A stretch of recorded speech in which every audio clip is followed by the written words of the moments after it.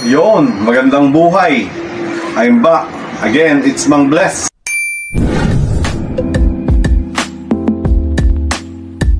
Para sa Real Talks.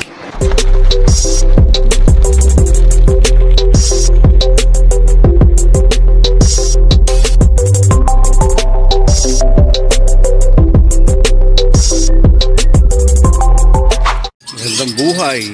It's another Real Talk day. Mang Bless, Real Talk number 10. Kung nakita nyo yan po ay Sandek o kaya aviary ang tawag po ng iba.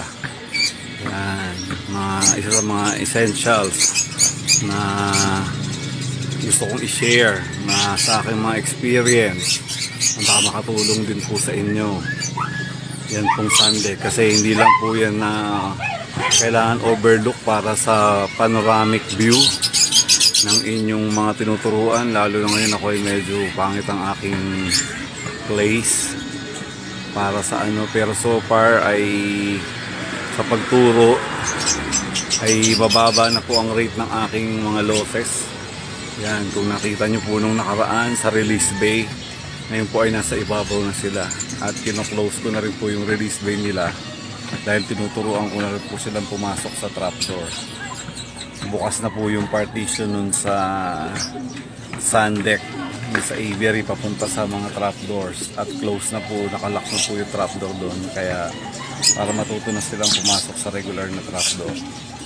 At ito po yung ating sliding release door ng ating pong kinopia. Siyempre gaya-gaya lang po tayo. Yan. At ang mga isa pa pong mga essentials na purpose po niyan ay yan, yung libre po vitamins.